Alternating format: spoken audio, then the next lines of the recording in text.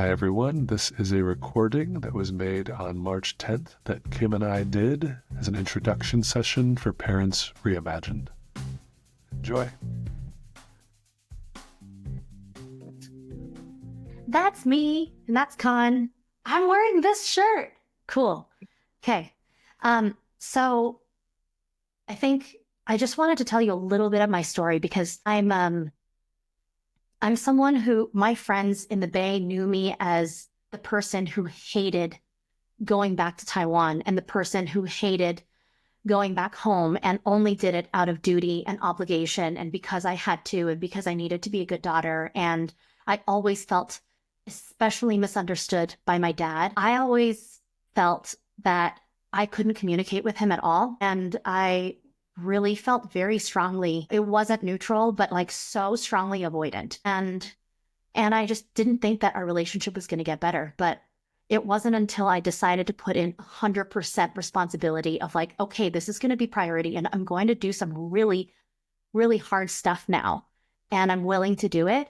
Did I notice that my dynamic started to change? And now I can say that it has completely shifted my life. And I have a great relationship with my parents and including my dad. And I just really didn't think that that would ever be possible. So that's why, like, I want to share this work. Not all results are going to be the same, but mine and my friends were so life-changing, and we had a script for it that's why I'm here today. Khan is someone that I met that I've been so deeply inspired by. I've been spending a lot of time with him in the last year, and also with his dad, and like the work that he's done has inspired me so much that I'm so grateful to be collaborating with him. And so I'll pass it on to you to give your intro. He's the founder of Parents Reimagined. Thanks, Kim. Hi, everybody. Welcome. Thanks for being here with us. So a bit about me, Colin Yan. I'm in Berkeley, California, Chinese heritage. I think the most important thing to say is that I grew up terrified of my dad. Like probably pretty much most of my life, I was scared of my dad. We were Chinese immigrants, corporal punishment, like domineering, authoritarian, that whole thing. And, you know, in a way, I also loved the guy and really had a lot of fondness for him. And I didn't even know it was an issue until I was doing more introspective work. And then I was getting kind of confused, like, why do I really think I love this guy? And yet often whenever I'm home visiting, I'm like totally disassociated and terrified and have trouble speaking. And it was a multi-year progress to start chipping away at that and trying to engage in some introspection and interaction and engagement with my dad around that. And at first I would try to bring this up and just disassociate every single time. And so it took many years of developing a lot of relational dynamic skills, nonviolent communication, doing a lot of therapy to just begin to understand more what was going on. I feel like I was wandering around in the fog for a long time of how to even make sense of the situation because it was just the water I swam in. And I think that's the case for all of us. When we grow up in a family, it's like the water we swim in, everything is so normal. And so it was just like years and years of figuring out like, oh, wait a minute, maybe this thing isn't normal. Or I learned this thing. How does that apply to my family relationships? And about 5 years ago, I had a big confronting conversation with him and just shared everything I was angry, resentful, sad about, and asked for create the container to have that conversation and just said every single thing and cried for 90 minutes straight, cried, which was an amazing experience, super cathartic. But as the weeks and months progressed from there, I noticed, oh, the dynamics are the same. I had this moment of realizing, oh, I can set a boundary when he gets really loud and rageful.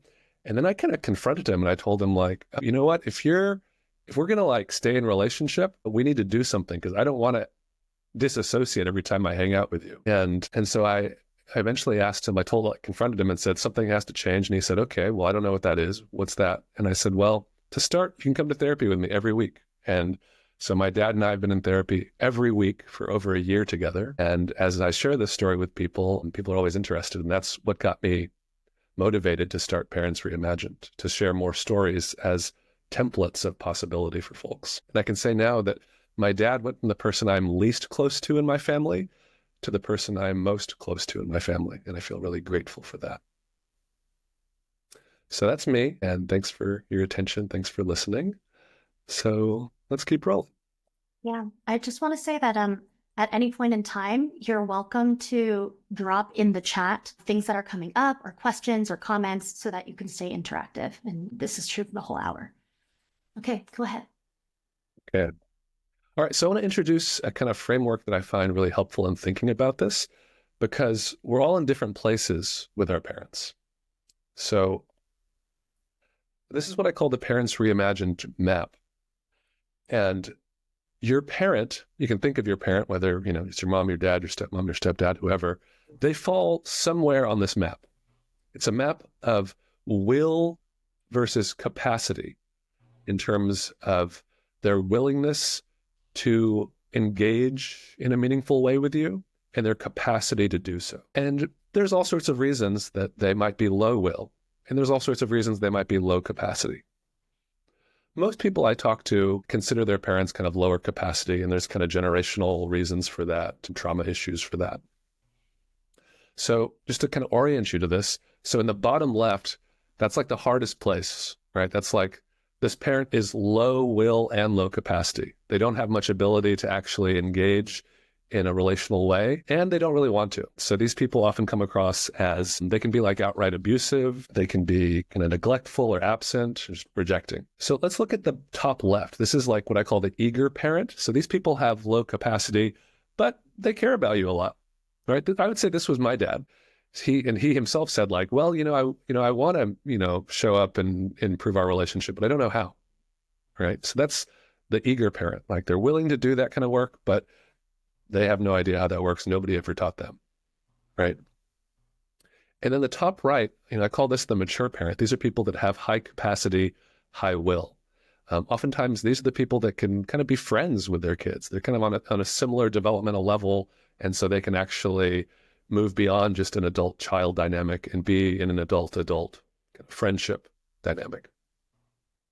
In the bottom right, this is what I call the distant parent. This is kind of less common. It's, people that maybe have a higher capacity, maybe are kind of highly developed intelligence-wise or accomplished in the world, but are kind of low will in kind of shifting the relationship. These people are kind of emotionally distant. They're kind of transactional in nature. They see their role in a very rigid way. Alternatively, sometimes these are people that have had a breach of trust with their children, and so they don't actually feel comfortable becoming kind of close with them. There might be addiction issues, for example. Okay, so this is the map.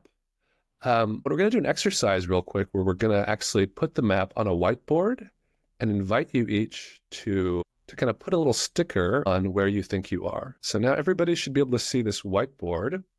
So the invitation is to go in there and choose a stamp or a sticker and place that sticker on where you think the parent that you're most interested in working with is on this map. A lot of challenging parents, a lot of don't knows.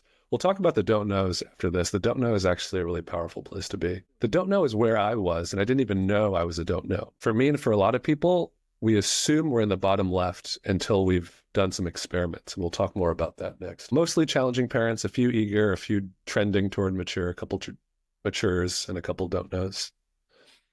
All right, let's keep rolling on. So there's this developmental journey that we think about that Kim and I have been working on. So there's 6 parts, and this gets back to the not knowing and how important that is. So 1 is recognizing the need for change. So if you're here, you're already at least there. 2 is grieving the past. So it's just fully moving through the grief of, like, I did not have the childhood that I wanted. All right, so next is grieving the past. So just fully grieving, I did not have the childhood I wanted, and how much that hurts, and how much suffering there is related to that. And there's a way in which until we fully grieve it, it's hard to move on beyond that stage. Mm. So 3rd is testing for willingness and capacity. So this goes back to that 2x2 we just did. And those of you that said, I don't know, that's like a great place to be. And I think for a lot of people, even if we think we know, we might not know. And that was the case for me. Unless you're running a lot of tests, it's hard to know. So I thought I was in that bottom left category for 35 years. And it wasn't until I started playing around from different angles that I got a sense that maybe my assumptions were wrong. And as part of the work that we do, we develop tools for actually testing will and capacity. Wait. All right, so 4 is recalibrating expectations and setting boundaries. Kim is a boundary expert, so I learn a lot from Kim all the time about boundaries. And 4 is all about like figuring out, how do I contain the things that really hurt me in this relationship so I can actually show up in a different way. So I'm not constantly reactive and going into pattern when something is happening that's harmful. 5 is cultivating the relationship you can have. And for some people, that might be no relationship. We're not claiming that every relationship can become some fantasy, the way you want it relationship. Probably not, definitely not. But getting clarity on what is possible and cultivating the relationship you can have based upon these experiments, based upon better boundaries and recalibrated expectations. And from that place, something emerges. That's a new way of relating. That can just be relating to yourself if you decide, I'm not speaking to this person. But for a lot of people, like myself, once we go through all this work, the relationship has its own evolutionary momentum. It's like, I could not have predicted the nature of the relationship I have with my dad now. It's actually not the one that's my fantasy one of the like one I wish I had when I was a kid. It's something totally different. It's emergent. And something about doing this work allows the relationship to become emergent. Over to you, Kim, for common mistakes and tips. Yeah, thank you. For a really long time, I wanted to have a better relationship with my parents. I didn't really speak to my dad from the age of 14 to 30. And how bad it was when I turned 30 and my dad turned 70, my mom was like, you need to wish him happy birthday. And I said, I'm not going to wish him happy birthday. He didn't wish me happy birthday when I turned 30. Why would I do that? And she said, because you should, because you're his daughter and he's 70. And so that became kind of like this tension argument of like, even at that time when I was 30 and he was 70. But I always, for those years, I was like, you know what? I'm going to meet him 50. I'm going to take the first step. I'm so generous and he's going to meet me 50. And then one day I did all this authentic relating, all this nonviolent communication, all this personal development. And I was like, well, okay, fine. I'll meet him at 75 and he just needs to meet me at 25. And he couldn't. And so I was like, you know what? I'm just going to meet him at 90 and kind of like that Hutch movie. It's like, you meet at 90 and then the last 10%, they move forward. And that also didn't work. And I was like, well, I give up. There's no possible way that I will ever have a relationship with my dad. And there came this one realization one day, and I said, what would happen if I spent one whole year taking 100% responsibility? What if I did 100% of the work of the way? Because how could I expect him to treat me in the ways that I want to be treated if he has never been treated in those ways? Like if he has never had the experience of what I'm wanting, how could I ever possibly get him to step in even that 10% or even that 1% if he has no idea what that is, what that completely new terrain is? And so that was my first mistake. I expected him to meet me halfway for so long. For decades, I expected him to meet me halfway because you're the dad, and so you have to meet me, and that totally didn't work. And so what I decided was, well, I'm going to do a video call with him every single week for 1 hour for 52 weeks. And I'm going to facilitate questions of increasing intensity every single week for 52 weeks. And I'm going to create an agenda. And I've been a facilitator for teaching and facilitating for maybe almost 20 years. And so there was a big part of me that's like, oh, wow, maybe I could facilitate this for my parents. And so I told them that I was going to do this. I also said these other 3 Asian American kids my age are doing this with all their parents, so it's not weird. And we have a question every week for you, and I'm going to show up. And my dad decided that it was too hard, and so he would leave the conversation. And I thought that he was one of those parents who's like low will and low capacity. And I was like, where did dad go? And she's like, well, he went to go play on his laptop.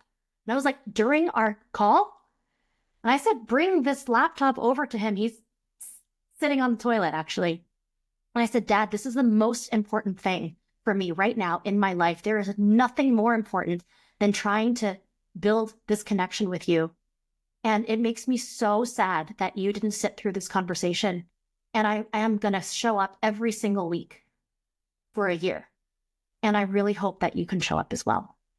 And he never skipped again. But if I had been like, well, I did 90 and he should do 10, I don't think I would have initiated that. Like, mom, bring that, was it an iPad? I think it was a laptop. It's like, mom, bring that laptop over to the toilet right now, you know? And so, yeah, that was my first mistake. My second mistake was expecting a one-time breakthrough. This was before I did the Parent Project. Actually, it was a few years before the Parent Project. I was searching all over for the perfect therapist. They had to be bilingual. It was probably going to be some man who had like credentials, because then my dad would maybe respect him in some way. And finally, I found a therapist. She wasn't perfect, but we spent 9 hours together. She came in, talked to me, talked to my dad, talked to my mom. All of us got together. We had the talking stick. My dad's like sweating bullets. He's like really nervous. I can't even believe that he was willing to do it. But I think my mom was like, yo, we have a problem here. I mean, your daughter is basically disappeared from our life. Like, you have to be in this room.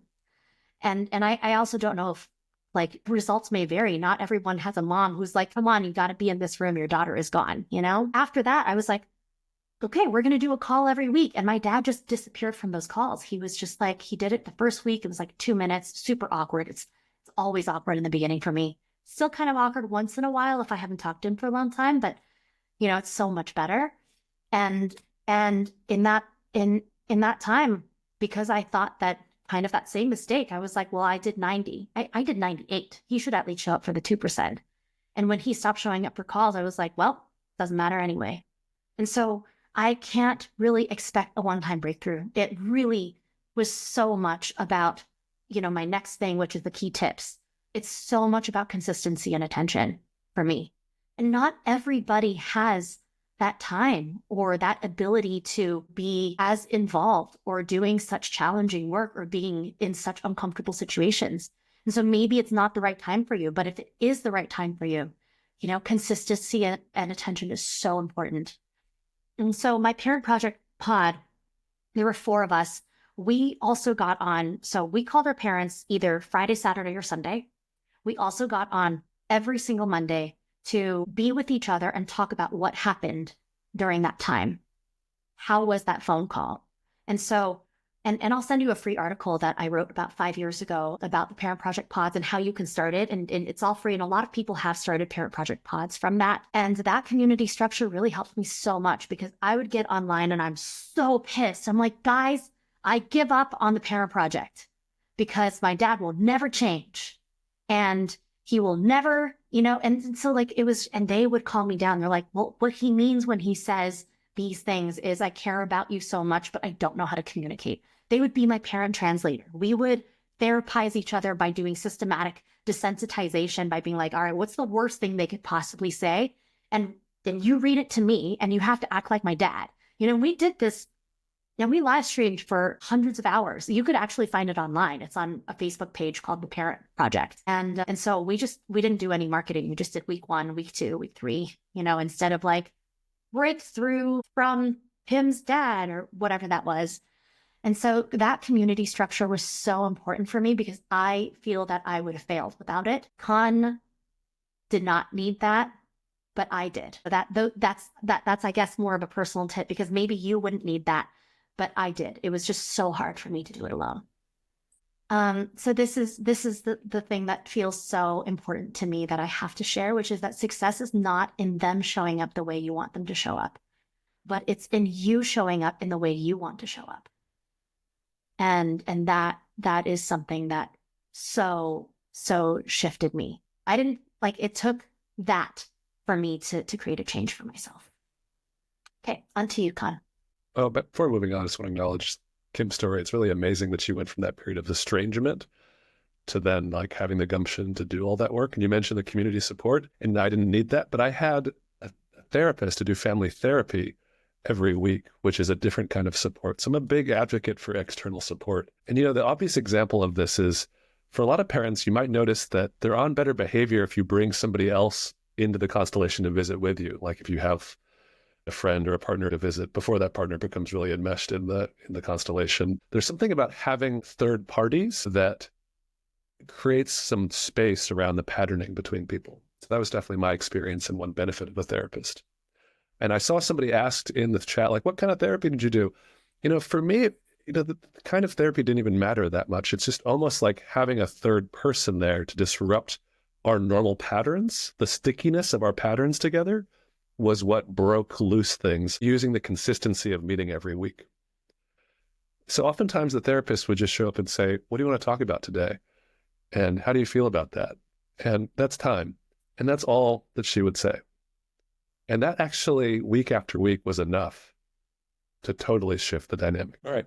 Next, we're going to talk about forgiveness, which feels like a bit of a touchy subject for people that have had really shitty experiences with parents, right? I know some of you have had super shitty experiences.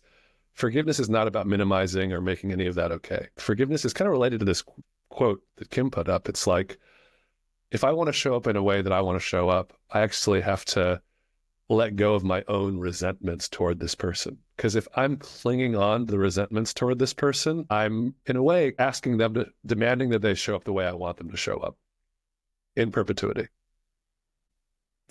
So there is a model that's well researched on the stages of forgiveness. There's 4 stages. It's uncovering the pain, the decision to forgive, the work of forgiveness, and deepening and integration. Okay. So uncovering the pain, this is what we talked about before. It's just really going through the grief of, wow, that childhood was not what I wanted. The opposite of what I wanted. The decision to forgive is recognizing this resentment thing is hurting me. Like in some ways, I'm getting some benefit out of it because I can blame you. But at the end of the day, it's really hurting me as well.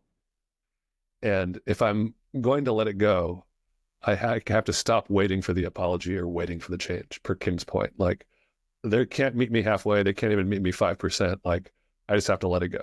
And somebody in the chat mentioned that's like all about accepting and being like, this is who you are. This is who you were. That's it. You gave me birth. That's as good as you gave me. I'm not expecting anything other than that. The third, the work of forgiveness. And this is a lot of our work, is like really developing some empathy without excusing the harm. Like, why is it that this person showed up this way?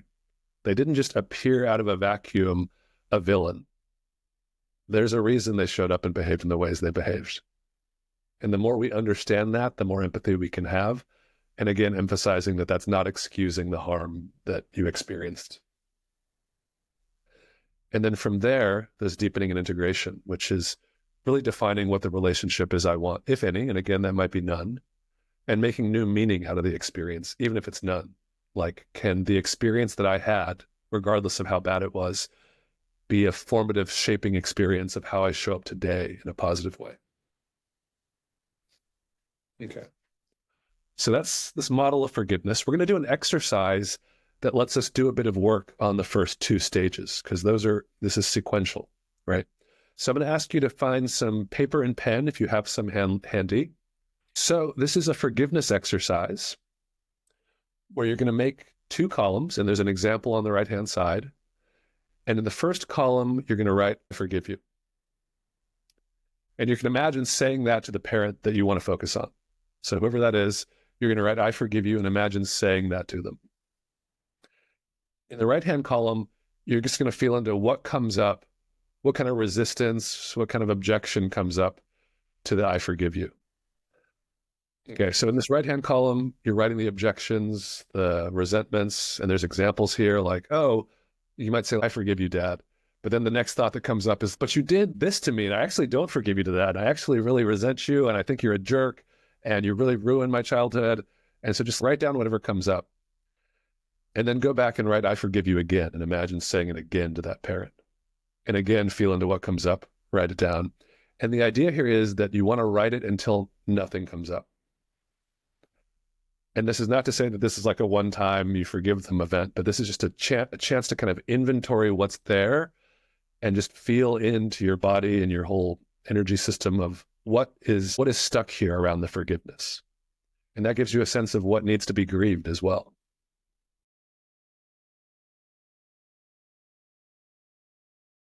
All right, so there's a number of free resources available that we wanted to offer. One is Kim's original parent pod article that she's talked about a lot. And that explains how to set up your own parent pod and what she did and her pod mates did. On the Parents Reimagined website, we have a multi-week email course you can do where it'll give you ideas and tips for multiple weeks. So you can sign up for that for free. And we also have an assessment tool that you can do a self-assessment about your relationship with your parents, just to have more of a reflective exercise. And it'll give you some tips at the end about where it thinks you're at in terms of your parent relationship.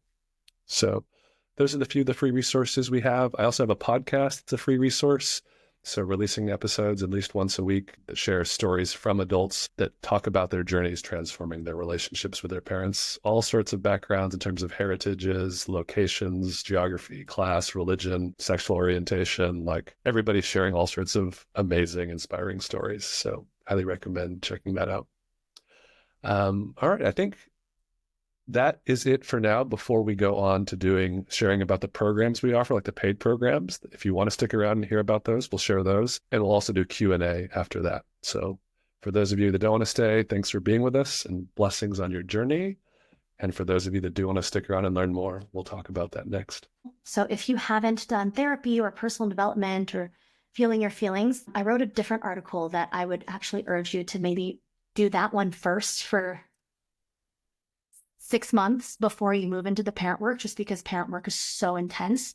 Okay, so we have a workshop coming up in a couple of weeks in Berkeley in Khan's home, and that will be a Friday, Saturday, and Sunday. It definitely creates a lot more accountability for us to be together, but also you'll be around others who are in this. This will be an application only workshop, so you will be able to apply online, and it does also hope that you have done a little bit of work in feeling your feelings, and everybody else there will also have done some of that work as well. So if in doubt, feel free to send in an application, or you could ping us or ask us afterwards for any questions. And we do also have a 6-week online course that starts April 21st, which is going to be on Mondays at around this time, actually, on Zoom. And so there'll be weekly 90-minute live sessions.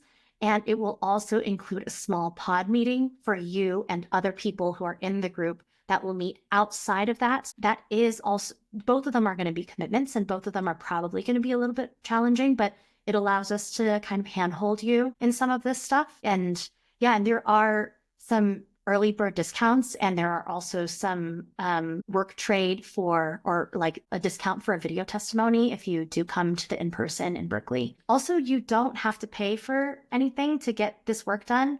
You could just read our articles or do all of the free things, but I really do like doing it with people who are also doing it with me.